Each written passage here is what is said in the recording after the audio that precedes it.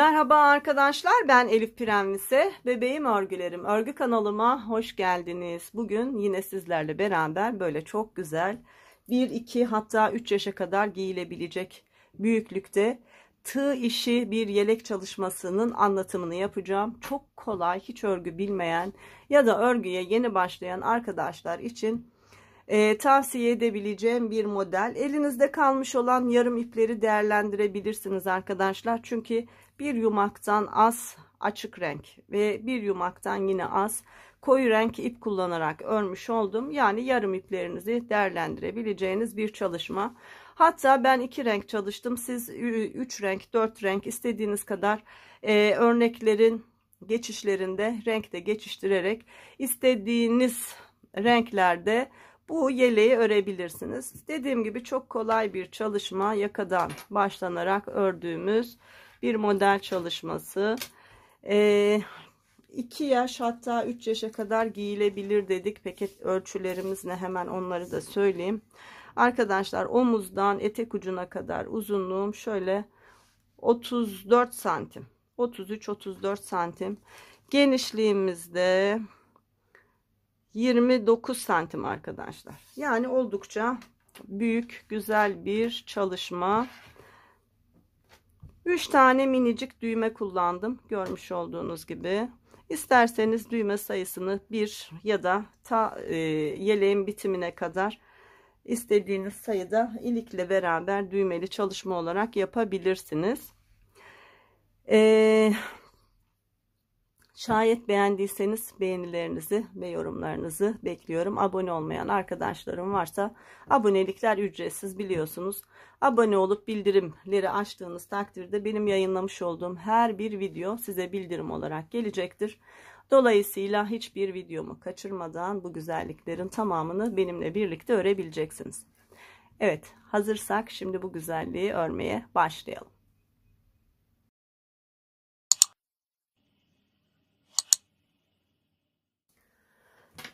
Arkadaşlar yelek çalışmamda Alize'nin Happy Baby serisini kullanıyorum. Özellikle bunu kullanıyorum çünkü daha ince bir ip ve tığ örgüsüyle öreceğim için daha ince iplerle tığ örgüsü örerek daha ince toklukta örgüler elde edebiliriz. O yüzden mutlaka tığ örgülerde daha ince ipler tercih edin. Alize Happy Baby öyle bir ip. Hem çok güzel bir bebe ipi hem de kalınlık olarak böyle ince sayılabilecek güzel bir örgü ipi. 100 gram ve 330 metre uzunluğunda arkadaşlar, aynı renkli örmek isteyen arkadaşlarım için renk numaram 671, lila için. Yavru ağzı rengimin de numarası 556. Şimdi ana renk olarak lilayı kullanacağım. Yakadan başlayacağız. Güzel bir kolay roba çalışması yapacağız. Hiç örgü bilmeyen ya da örgüye yeni başlayan arkadaşlarımın da çok rahat örebileceği bir yelek çalışması olacak. 79 tane zincir çektim. Bakın zincirlerim ne sıkı ne bol. Ve tığ numaram 3 milimetre. Benim el örgüm için 3 milimetre. Bu var olan ipin kalınlığına uygun bir örgü örülüyor. Siz de elinizin sıklığına göre arkadaşlar tığınızı ayarlayabilirsiniz. Evet, 79 zincirimi çektikten sonra tığıma ipimi doluyorum. Bakın 1, 2, 3 zincir atlıyorum. Ve bir ikili trabzan çalışıyorum. Şu ilk 3 zincirimle beraber 2 tane trabzanım olmuş oldu. Bunu bir kabul ediyorum. Yanına bir tane daha yaptım, 2. Sonra her bir zincirimin üzerine batarak ikili trabzan çalışıyorum sırayla. Şimdi ön bedenimizden başladık trabzanlarımıza. Ön bedenimiz için tam 12 tane bu şekilde ikili trabzan çalışıyoruz. Sayalım kaç olmuş?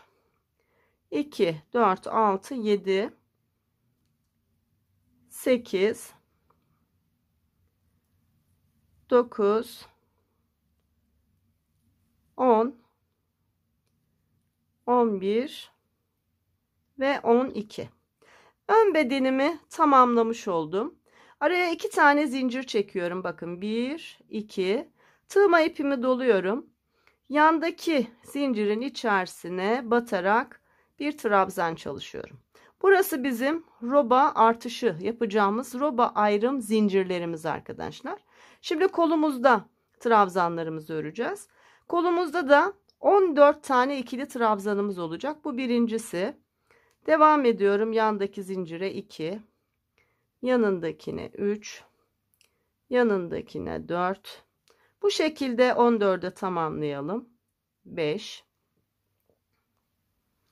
Evet, 14 tane ikili trabzanımı çalıştım. Bakın sayalım. 2 zincirden sonra 2, 4, 6, 8, 10, 12, 14 ikili trabzan yaptım. Kolum bitti. Yine roba ayrımı için 1, 2 zincir çekiyorum. Şimdi arka bedeni öreceğim. Hemen yandaki zincirin içerisine batarak başlıyorum. 1 ikili trabzan çalıştım. Yanındakine 2, yanındakine 3. Bu şekilde arka bedenim için toplamda 24 tane ikili trabzan çalışalım.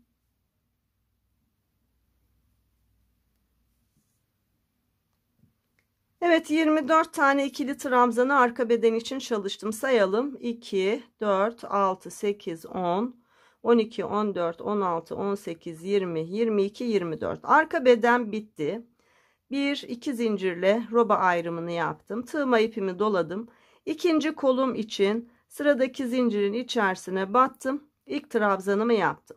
14 taneydi trabzanlarım. Kolum için 14 tane ikili trabzan örüyorum. Evet, örelim.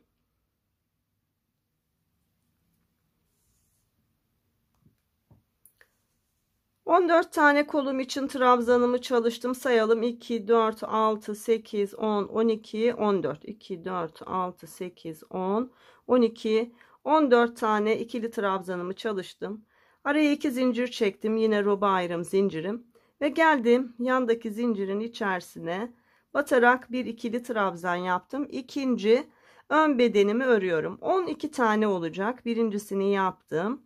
2, sıradaki zincire battım. 3, sıradakine 4, 5, 6, 7, 8, 9, 10, 11 ve 12. Evet, ilk kurulumu tamamladık. Kontrol edelim. 2, 4, 6, 8, 10, 12. Kurulumu yaptık ve tamamladık. Şimdi bir ölçü vereyim. Kaç santim şu anda yakamızın genişliği? Şöyle örgümü ikiye katladığımda katlanmış halimiz 17 santim.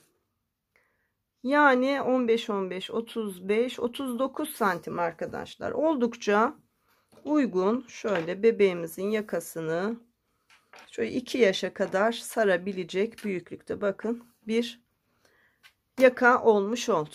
Evet, kurulumu bitirdik. Şimdi devam ediyoruz.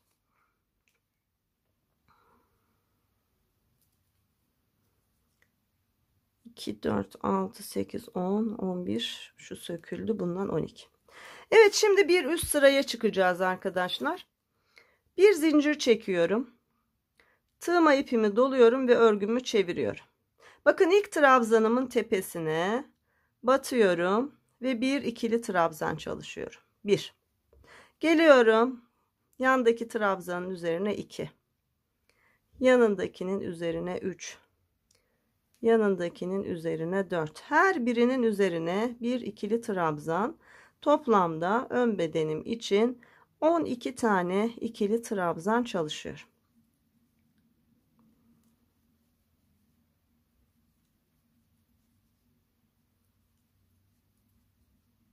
Evet, son trabzanımın üzerine de çalıştım. Şimdi sayalım. 2, 4, 6, 8, 10, 12. Şimdi 2 zincirden oluşan roba ayrım yerim var. Artışları buradan yapacağız arkadaşlar. Tığıma ipimi doluyorum. Bu yuvanın içerisine 2 tane ikili trabzan çalışıyorum. 1, Tekrar 2. Ön beden için 2 trabzan arttırmış oldum. Yine araya 2 zincir çekiyorum. Tığıma ipimi doluyorum. Yine aynı yuvaya 2 tane daha. 1, 2. İkili trabzanımı yapıyorum.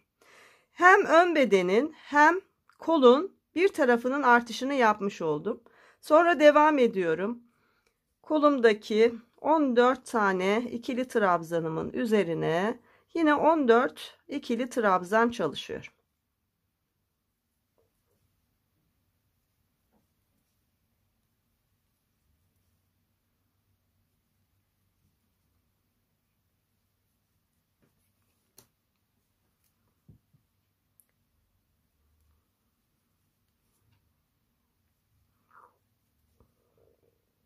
14 tane ikili trabzan çalıştığımda kol kısmımı tamamlamış oluyorum. Arada bakın yine 2 zincirden oluşan roba ayrımının oraya geliyorum. Hep aynı şeylerin tekrarını yapacağım. Şimdi tığıma ipimi doladım. Bu yuvanın içerisine 2 tane ikili trabzanımı çalıştım. Kolum bitti. Roba ayrımı için 2 zincir çektim. Tığıma ipimi doladım. Yine aynı yuvaya 2 tane ikili trabzan yapıyorum. Arka bedenin sağ tarafının artışını yaptım. Şimdi arka bedende tam 24 tane trabzanımız var. Onu örelim. Her bir trabzanın üzerine bir trabzan çalışıyoruz. 22 tane olacak şekilde, pardon 24 tane olacak şekilde trabzanlarımızı çalışalım. Evet, arka bedenimin trabzanlarını çalıştım. Tam 24 tane trabzan. Yine arada 2 zincirden oluşan roba artışımdayım. Buraya 2 tane ikili trabzan çalışıyorum ve arka bedenim bitmiş oluyor. Hem sağında hem solunda 2 tane trabzan artışı yaptım. Tekrar 2 zincir çekiyorum roba ayrımım için. Ve yine aynı yuvaya 2 tane ikili trabzan yapıyorum. İkinci kolumun olduğu yerdeyim. 14 ikili trabzanım vardı. Her birinin üzerine bir ikili trabzan çalışıyorum.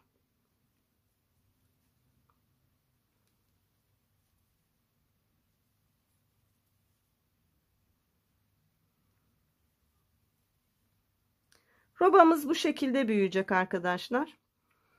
Dediğim gibi çok kolay. Hiç örgü bilmeyen ya da yeni örgüye başlayan arkadaşlarım da çok rahat bir şekilde örebilecekler. Evet, 14 tane ikili trabzanımı çalıştım. Bakın yine 2 zincirden oluşan roba ayrımındayım. 2 tane ikili trabzan çalışıyorum. İkinci kolumda bitmiş oldu. Araya 2 zincir çektim. Aynı yuvaya 2 tane ikili trabzan çalıştım. Ön bedenimin artışını yapmış oldum. Şimdi ön bedenimde 12 tane ikili trabzanım var. Her birinin üzerine bir ikili trabzan örerek sıramı tamamlıyorum.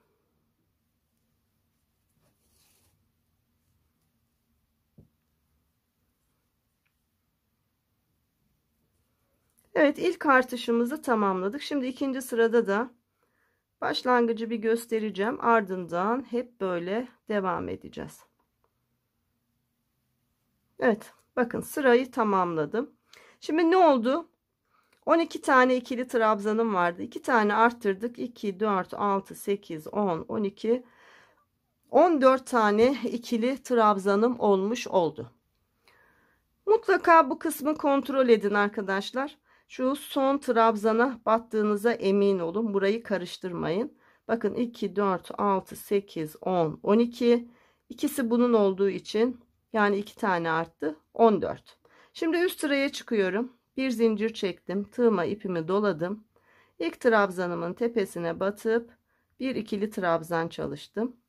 Devam ediyorum. 14 tane ikili trabzanım burada oldu. Önce bu 14 ikili trabzanımızı bir örelim. Sayalım.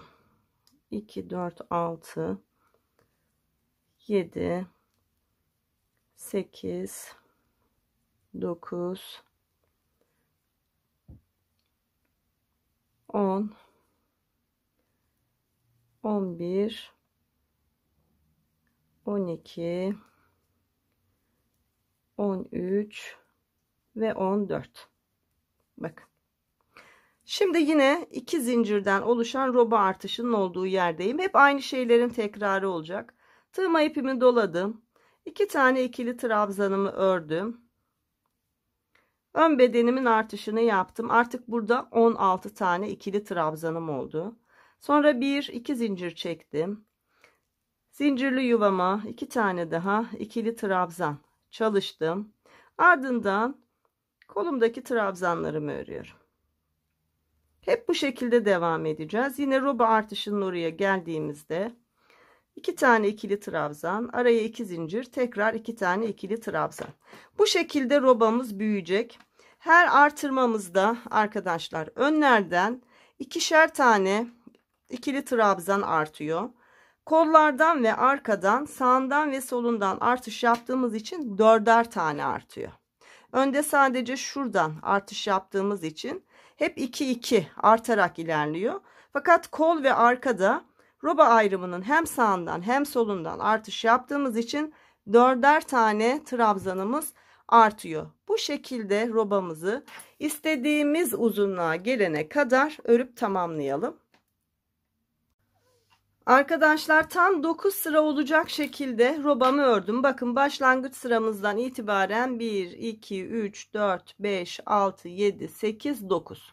Bu benim için yeterli bir ölçü. Hemen santim olarak da söyleyeyim. Şöyle tuttuğumda tam 8 santim uzunluğunda, hatta 8,5 santim uzunluğunda bir örgü örmüş oldum. Şöyle roba kısmımızı ölçtüğümüzde de 12 santim uzunluğunda bir robamız var. Şimdi 10. sıramıza başlıyoruz. Bakın 10. sırama başladım. Geldim roba ayrım yerinin oraya kadar trabzanlarımı aynı şekilde ördüm. Roba ayrım zincirimin olduğu yerdeyim. Bu yuvanın içerisine batıp bir tane ikili trabzan çalışıyorum. Ardından 1-2 zincir çekiyorum. Şurası kolumuzdu. Artık kolları ayırıyoruz. Geliyorum buradaki roba ayrımının içerisine batıp bir ikili trabzan örüyorum. Bakın kolu birleştirdik. Şimdi yine her bir trabzanımın üzerine trabzan çalışıyorum. Diğer roba ayrımının oraya kadar trabzanlarımızı örelim.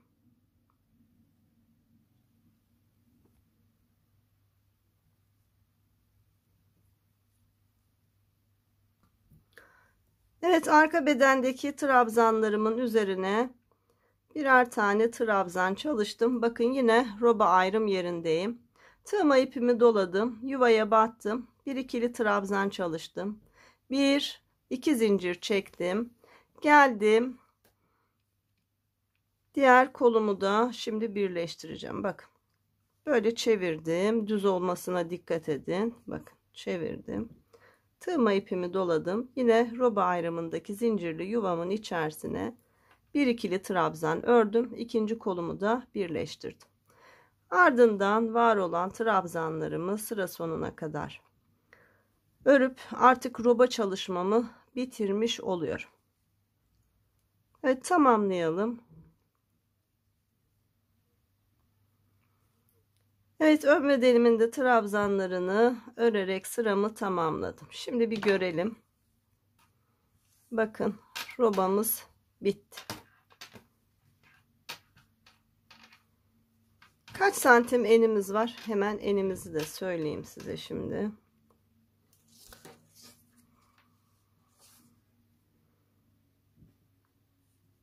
Tam 29 santim enimiz var arkadaşlar. Evet, şimdi ikinci rengime geçeceğim.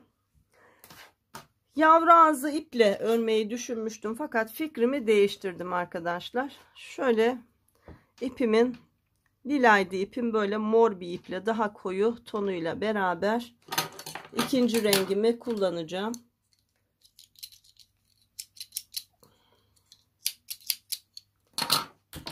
Şöyle başlayalım.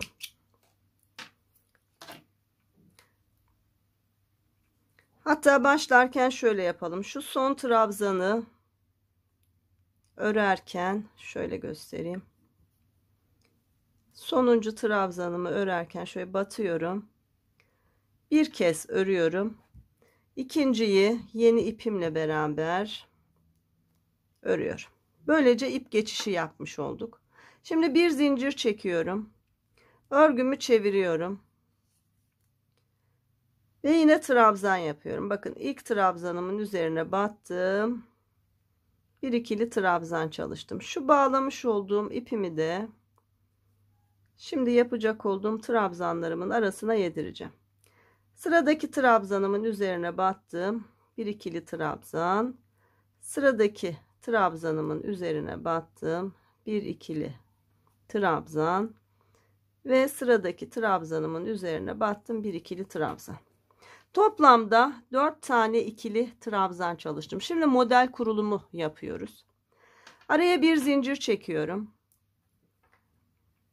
Alttaki bir trabzanı atlıyorum. Sıradaki trabzanın üzerine bir ikili trabzan. Yanındakine 2. Yanındakine 3. Toplamda 3 tane ikili trabzan çalışıyorum. Tekrar araya bir zincir çekiyorum. Bir trabzan atlıyorum.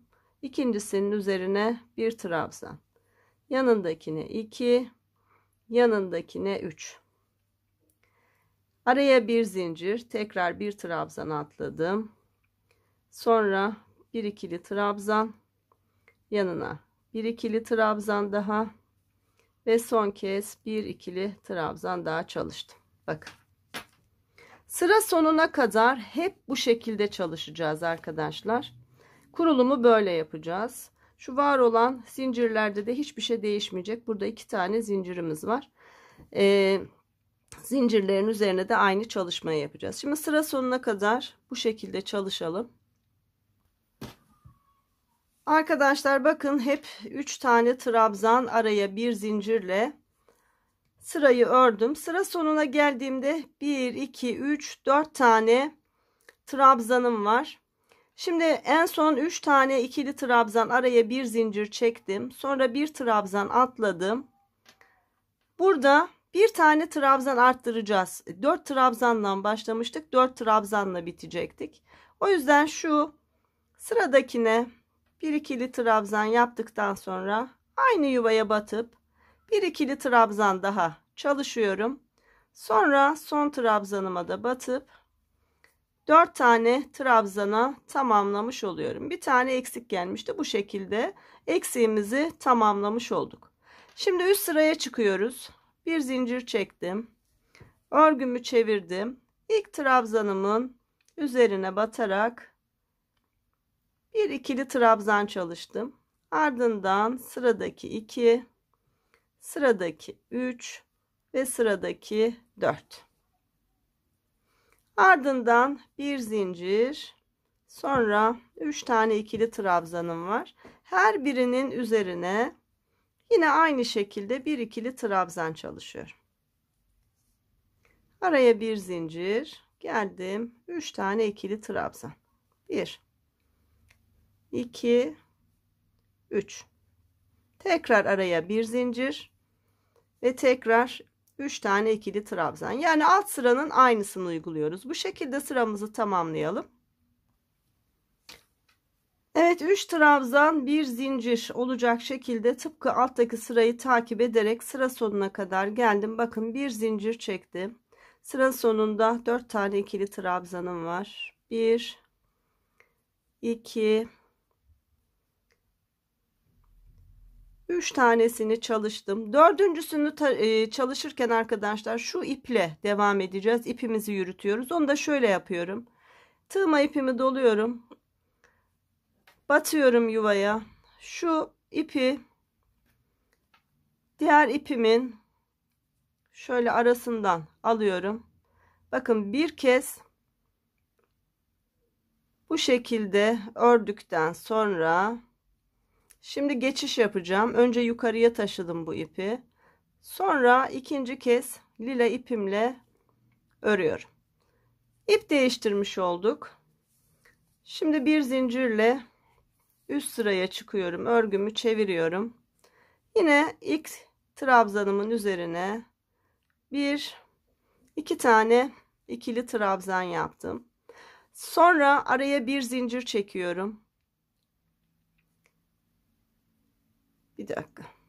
İkili trabzanımı yaptım. Sonra yanına bir ikili trabzan daha yaptım. 2 tane ikili trabzan oldu. Ardından araya bir zincir çektim. Geldim. Şurada 4 tane ikili trabzanım vardı. Bir zincir öncesindeki son trabzanımın tepesine battım ve bir ikili trabzan çalıştım. Şu kutucuklu örgüyü buraya kaydırmış oldum arkadaşlar. Ve şimdi modelimizi kuracağız. O da çok kolay. Tığıma ipimi 2 kez doluyorum. Geliyorum, 2 tane kutucuk oldu üst üste. Şu alttakinin içerisine batıyorum. 1, 2, 3 de çıkıyorum. Tığıma ipimi doluyorum. Hemen yanda 1, 2, 3 taneden oluşan ikili trabzan var. İlkinin üzerine batıp bir ikili trabzan çalışıyorum. Bakın 1, 2, 3 tane ikili trabzan çalışmış olduk. Araya bir zincir çekiyorum. Tığıma ipimi doluyorum. Burada ikinci trabzanımı atlıyorum hemen yanındaki. Şu üçüncü trabzanın üzerine bir ikili trabzan çalışıyorum. Tığıma 2 kere ipimi doluyorum. Kutu çalışmasını yaparken böyle oluyor. Şu 2 tane kutunun altta olanın içerisine batıp 1, 2, 3 de çıkıyorum. Bu 3'te çıkma işlemini yaparken ipinizi biraz bol tutarsanız şöyle rahat uzun bir trabzan olur. Ardından tığıma ipimi doluyorum. Yine bakın 1, 2, üçlü trabzanın ilkinin üzerine batıp bir ikili trabzan örüyorum. Ne olmuş oldu? 3 trabzan araya bir zincir ve alttan bir trabzan atlamış olduk. Yani şunun aynısını yapmış oluyoruz arkadaşlar. Şimdi 3'e tamamladık. Bir zincir çekiyorum. Bir trabzan atlıyorum. Sıradakinin üzerine batıp bir ikili trabzan örüyorum. Kutucuklu yerdeyim. Tığıma 2 kere ipimi doladım. Alttaki kutucuğa batıyorum. Şöyle 1, şöyle 2 ve böyle 3. Trabzanımı çalıştım. Bitti. 3 tane ikili trabzanım var. Birincisinin üzerine batıp bir ikili trabzan çalıştığımda 1, 2, 3 tane trabzan, arada bir boşluk olmuş oluyor. Bu sırayı hep bu şekilde öreceğiz arkadaşlar. Bir kez daha gösteriyorum. Bir zincirimi çektim. Bir trabzan atladım. İkinci trabzanımın üzerine bir ikili trabzan. Sonra kutucuklu yerim var. 2 kez doladım. Bir alttaki ikinci kutucuğa battım. Sonra 1, 2, 3 de çıktım. Tekrar yandaki trabzanın üzerine bir ikili trabzan. 3'e tamamladım. Bu şekilde sıramızı tamamlayalım. Evet, bakın sıra sonuna kadar aynı şekilde çalıştım. Şimdi sıra sonunda beraber yine yapalım. Kutucuk çalışmamın olduğu yere geldim. Tığıma 2 kere ipimi doladım. Şu alttaki kutucuğa battım. Sonra 1, 2, 3 de çıktım. Ardından yandaki trabzanın üzerine bir ikili trabzan çalıştım. Araya bir zincir. Sonra bir trabzan atladım. Yandaki trabzana bir ikili trabzan. Son trabzanımın üzerine bir ikili trabzan çalışmış oldum. Şimdi bir üst sıraya çıkıyoruz. Bir zincir çektim. Tığıma ipimi doladım. İlk trabzanımın üzerine bir ikili trabzan çalıştım. İkinci trabzanımın üzerine yine bir ikili trabzan çalıştım. Bakın yine kutucuklarımız belli. Araya bir zincir. Sonra 3 tane ikili trabzanım var. Her birinin üzerine trabzanlarımı çalıştım. Araya bir zincir. Devam ediyoruz. Hep aynı şeyin tekrarını yapacağız. Sırada 3 tane ikili trabzanım var. Her birinin üzerine birer tane ikili trabzan çalıştım. Bir zincir ve tekrar bir ikili trabzan. 2 ikili trabzan ve tam 3 tane ikili trabzan. Bakın arkadaşlar. Sıramızı bu şekilde tamamlayalım. Bir üst sırada yine şu başlangıçta yapmış olduğumuz gibi şuradan bu sefer aynı çalışmayı yapacağız. Sırayı bir tamamlayalım. Evet, 3 trabzan, bir zincir arayla yine sıramı tamamlıyorum. Bakın en son 3 tane trabzanımı yaptım.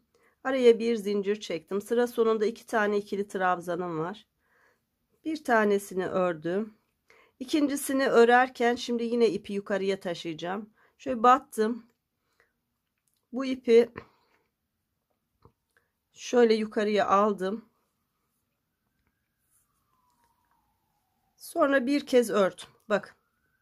İkinci kez örerken diğer ipimle beraber örüyorum ve sıramı böylece tamamlamış.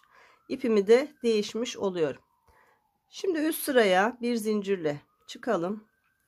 Örgümü çevirdim. Yine aynı trabzanın üzerine bir ikili trabzanımı çalıştım. Yanındaki trabzanımın üzerine bir ikili trabzan çalıştım. Şimdi kutucuklarım var. Bakın 1 2 kere tığıma ipimi doluyorum. İkinci kutucuğun, alttaki kutucuğun içerisine batıyorum. 1 2 3 de çıkıyorum.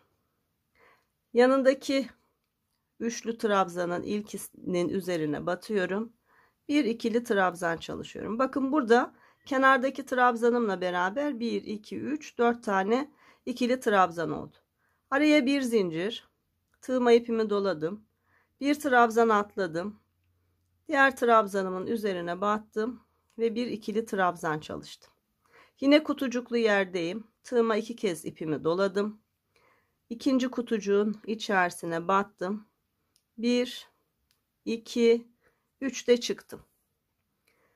Tığıma ipimi doladım. Sırada 3 tane ikili trabzanım var. İlkinin üzerine battım ve bir ikili trabzan çalıştım. Bakın yine 3 tane ikili trabzan, araya bir zincirli kutucuktan oluşan kurulumu yapmış oldum. Yani şu ilk kurulumun aynısını yapmış oldum.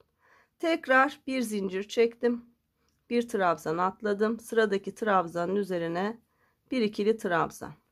Tığıma 2 kez ipimi doladım. Alttaki kutucuğa battım. 1 2 3 de çıktım. Yandaki trabzanın üzerine bir ikili trabzan. Araya bir zincir. Tekrar bir trabzan atladım. Diğerinin üzerine bir ikili trabzan. Kutucuğum var. 2 kere tığıma ipimi doladım. Battım kutucuğa. 1 2 3 de çıktım. Yandaki trabzanın üzerine bir ikili trabzan. Bakın. Hep aynı şeylerin tekrarını yaparak 2 sıra arayla rengimizi değiştirerek yeleğimizi örmeye devam edeceğiz. Ta ki istediğimiz boya ulaşana kadar. Şimdi bu şekilde örgülerimizi örelim. Sonra birlikte devam edelim. Evet, model çalışmamı uygulayarak istediğim boya ulaşana kadar yeleğimi ördüm arkadaşlar. Şöyle renkleri saydığımızda koyu rengimle 1, 2, 3, 4, 5, 6 tane örnek çalışması yaptım. Açık rengimle de 1, 2, 3, 4, 5, 6 tane örnek çalışması yapmış oldum. Şimdi son sıramı yaparken bakın ilk sırayı ördüm açık rengimle. İkinci sıramı örerken bu arada kutucuklar yapıyorduk bir zincir çekerek. Artık yapmıyoruz. Bakın kutucukların olduğu yere bir tane trabzan yaptım. Yani geliyorum 3 tane trabzanım var. Her birinin üzerine bir tane trabzan çalıştıktan sonra bu kutucuk olan bir zincirli yuvaya da bir tane ikili trabzan yapıyorum. Son sıramızı böyle tamamlıyoruz. Daha uzun örmek isteyen arkadaşlar daha uzatabilirler. Bakın son 2 trabzanla beraber sıramı tamamladım. Bir zincir çektim. İpimi biraz uzunca kestim. Şu koyu renk ipimi de aynı şekilde kestim. Bunları örgümün içerisinde önce düğümleyip sonra yine örgümün içerisinden yürüteceğim. Şu anda yeleğimin en ve boy ölçüsü kaç santim oldu? Hemen onu da size ölçerek söyleyeyim. Şöyle omuzdan tuttuğumda omuzdan uç kısmıma kadar tam 34 santim uzunluğunda bir ölçüm var. Enimizde de 29 santim enimiz var arkadaşlar. Şimdi ben şu kol kenarına daha güzel görünebilmesi için bir sıra sık iğne çalışması yaptım.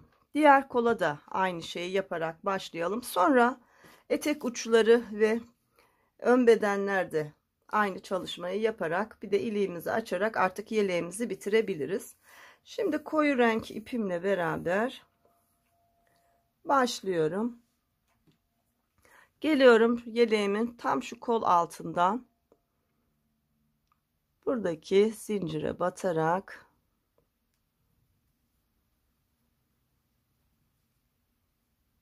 başlıyorum. Bir zincir çektim. Sırayla her bir trabzanın arasına batıp bir sık iğne yapıyorum.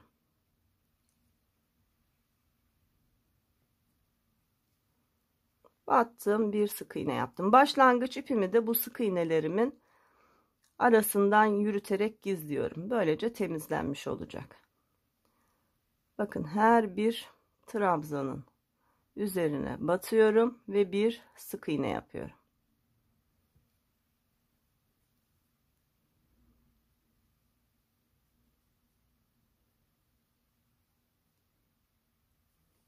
Bu şekilde.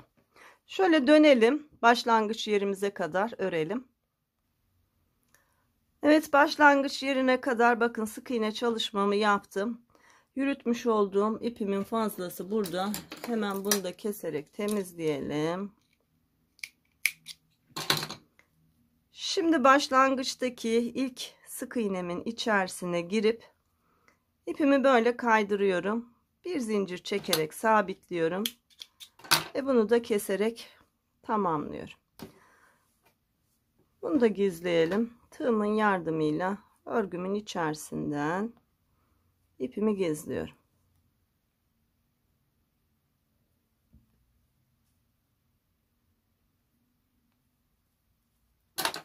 Evet.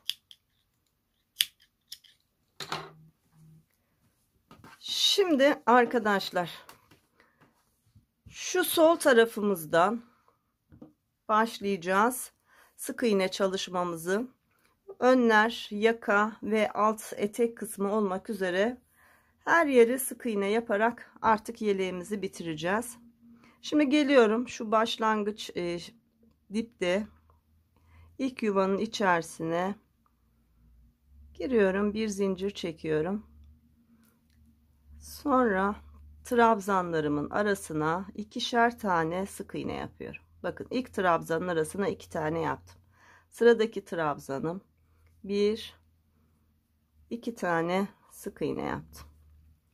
Geliyorum sıradaki trabzanım, yine başlangıç ipimi bakın içeriye yedirerek ilerliyorum. Böylece temizlenmiş oluyor.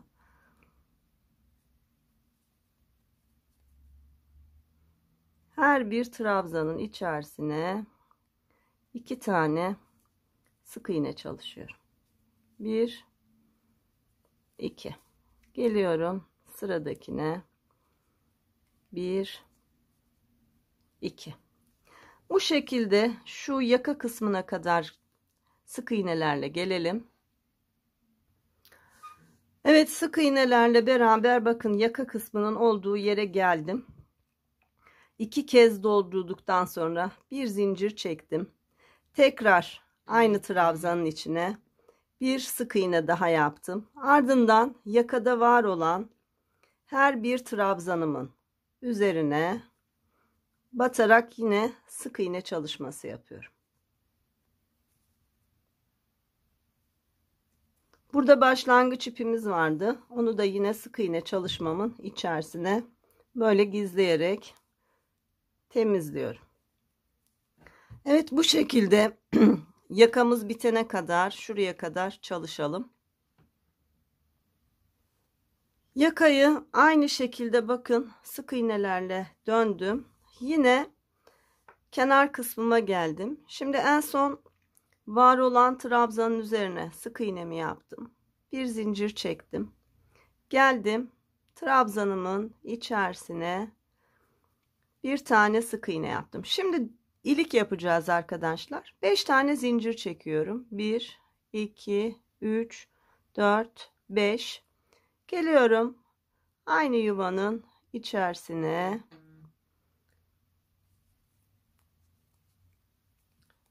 Bir tane sık iğne yapıyorum. Sonra yandakine 2 tane sık iğne. İlk ilik çalışmamı yaptım.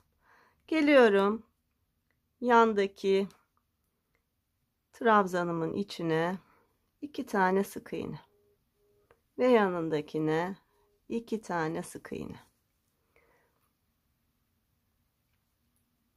Şimdi bir ilik çalışması da burada yapacağız. Bakın geliyorum trabzanımın içerisine batıyorum.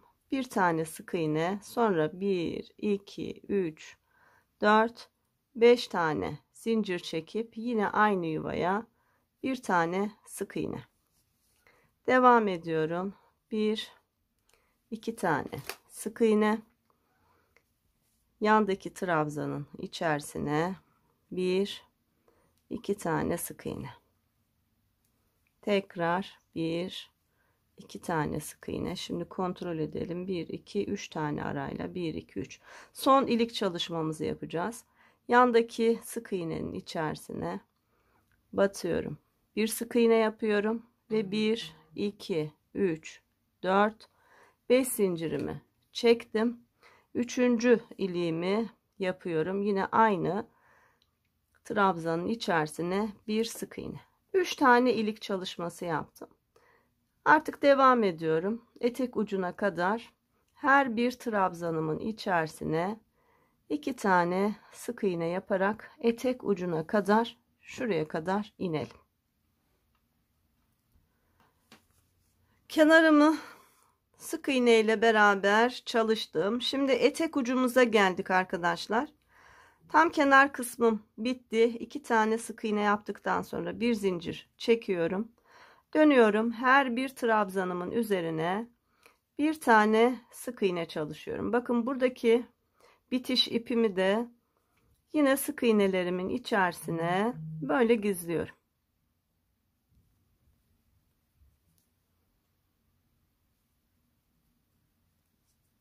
Evet. Diğer uca kadar aynı şekilde yapıp tamamlayalım. Evet, etek kısmımda da sık iğnelerle beraber her bir trabzanımın üzerine sık iğne yaparak bakın başlangıç noktasına tekrar gelmiş oldum. Şimdi burada da ilk sık iğnemizin üzerine batıyorum. Kaydırarak köşeyi birleştiriyorum. Bir zincir çekip sabitliyorum. İpimi biraz uzun bırakarak kesip tamamlıyorum. Bakın köşelerimizde ne kadar düzgün oldu. Şimdi şu ipimizi de örgümüzün arka tarafında gizleyelim.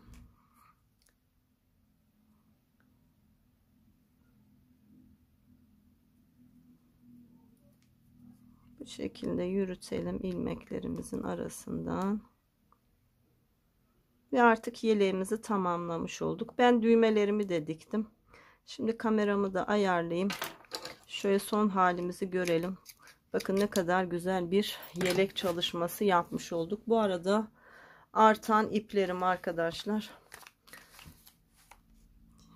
Yarım yumaktan biraz fazla her ikisinde de kullandım. Yani ne yapmış olduk? Toplamda bir yumaktan biraz fazla ip kullanmış olduk arkadaşlar. Şimdi kameramı bir ayarlayayım. Bakın şöyle uğur böcekli lila rengi düğmeler kullandım. Çok da yakışmış oldu. Evet, yeleğimizin son hali böyle. Rahat 1-2 yaş, belki 2,5-3 yaşa kadar bile kullanılabilecek büyüklükte. Şöyle yakasıyla, kol evi genişliğiyle ve beden uzunluğuyla arkadaşlar çok güzel bir çalışmayı tamamlamış olduk. Son olarak bitmiş halimizi, ölçümüzü vereyim. Boyumuz 34 santim oldu. Enimiz 29 santim. Şu kol genişliğimde tam 13 santim arkadaşlar. Yeleğimin arka tarafı yine böyle. Evet, çok keyifli bir çalışma olduğunu düşünüyorum. Çok çabuk da ördük, bitirdik. Bir sonraki çalışmamda yine tığ işi bir model anlatacağım. Çünkü benden tığ anlatımı, örgüler çok istiyorsunuz. Madem tığla başladık, bu ikinci tığ örgü yeleğimiz, devamı yine tığ örgüsü olsun. Bir sonraki videomda görüşebilmek dileğiyle her birinize sağlık, sıhhat, afiyet diliyorum. Hoşça kalın.